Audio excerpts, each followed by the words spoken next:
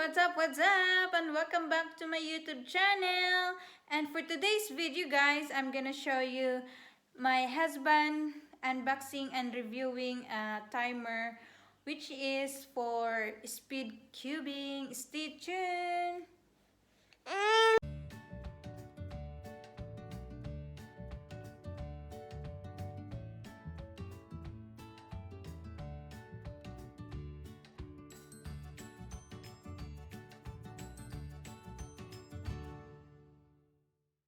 Hello, I received this package from Germany. Let's have a look inside. That's my invoice. This is the gear bag where I can keep the stuff for storage and transport. This is the new timer, 4th generation. And this is the Gen 4 stack mat designed for the new timer. Now look at that shape. Here are some instructions, but they are for Gen 3 timer and stack mat, so we don't care about that now. All the labels actually say that this is Gen 4 stuff. Let me read that. It says SpeedStax ProMat G4. And this is what it looks like.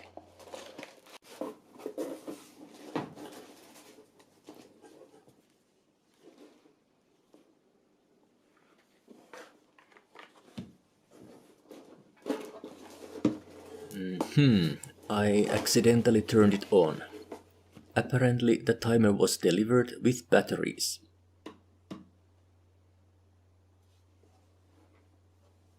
And it works. Let's do some testing. Here I am testing the timer and trying to get as close as possible to a second. And that's the best I could do with 9 attempts.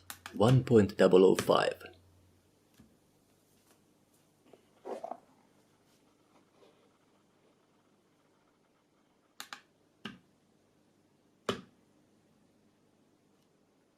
Now I am trying to test the accuracy of the timer by timing results which are as short as possible. Let's see how low can I go. So the times I got were 0.006, 0.005, 0.004, 0.003, 0.002. And that's the best I got. Anyway, that's pretty good, only 2 milliseconds. This timer really seems to be accurate down to a millisecond. That's not bad at all. So what do I think about the new design of the Gen 4 timer and stack mat? I like it a lot. I think that those angled touchpads are more ergonomic, at least for grown-ups. I am over 6 feet tall, and I find that the new timer is more comfortable for me to use. I have stopped the timer a few hundred times already, and it has worked perfectly every time. I was not able to find any glitches. I should add that I did not test all of the functionality. I did not try saving a time, because that functionality is basically designed only for sport stacking, not for speed cubing. Also, I did not try the data port because I don't have a tournament display. So yeah, all in all, I think that this is the best timer so far. If I find any issues later, I will let you know. Just check the description and comment section. So what do you think about the Gen 4 timer? Please let me know if you find any issues not covered in this review. There is one more thing I need to show you, the battery compartment.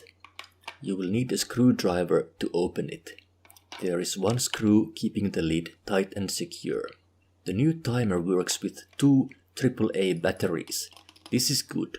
The previous generation worked with those flat button-shaped batteries. The availability and price of AAA batteries is better, so it will be cheaper to replace the batteries when needed. Thanks for watching. Talk to you later. Bye.